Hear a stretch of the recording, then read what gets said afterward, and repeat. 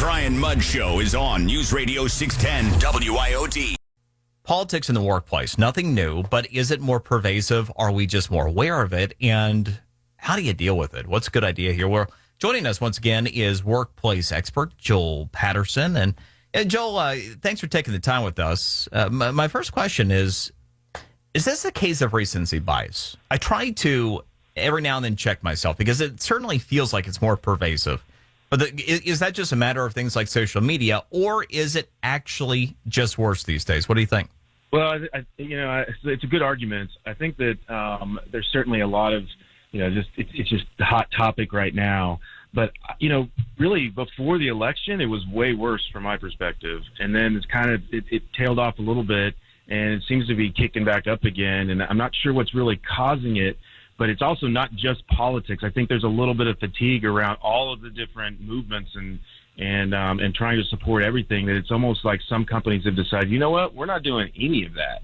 We're going to take all of that stuff off of everyone's plate. All you're focused on is your job, and we're going back to saying that the only focus is really shareholder value. We're not worried about all of our stakeholders like we once may have said out loud. Amen. If that ends up becoming the norm again, thevested.com is Joel's website, by the way, thevested.com. So on that particular note, you brought up something that I was wanting to segue with that I think is really important. As I've been trying to evaluate politics in society, I'm super aware by virtue of what I do for a living and have been doing for well over 20 years at this point. So, my perspective can be jaded a little bit by that type of daily dynamic. That being said, is it that when it comes to politics, everything has been politicized, seemingly? And so things that we used not to look at, but might discuss in the workplace as a non-political topic, well, now to many it is a political topic because it has been politicized.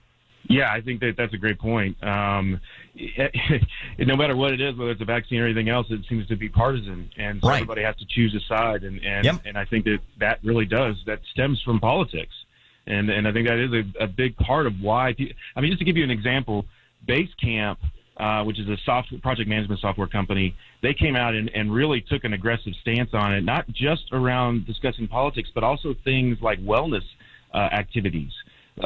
Supporting people with gym memberships, things like that. They're taking all of that stuff off the table as well, and calling it that they don't want to nudge employees toward a particular lifestyle is the way that they term that. So it's really getting pervasive through areas of business that you wouldn't expect it to.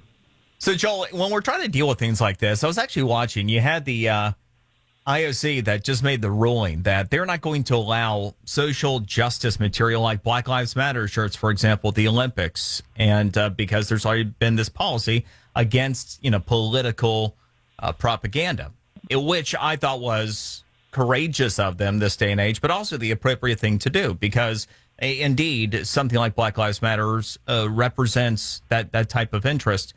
So would that be perhaps what a company might look to do, is take a page out of what the Olympic Committee just did?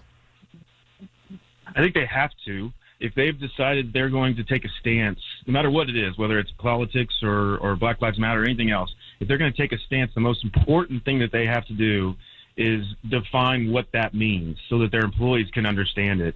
And then, live by those rules and let them know, hey, if you don't observe this, if you violate it, there are consequences, and here's what they are. Because that's what people really want to know. But, they have to, if they're going to start somewhere, they're going to have to go all the way, because you're really opening yourself up for other issues when you start legislating, what we can and can't wear and what we can and can't say at work. So it's just, I'm not saying you can't do it, but you've got to recognize that there are some potential risks going into it.